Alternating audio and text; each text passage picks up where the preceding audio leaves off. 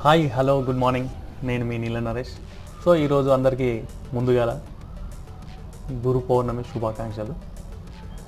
ఎందుకంటే గురువు లేకపోతే మనం ఎవరం లేము.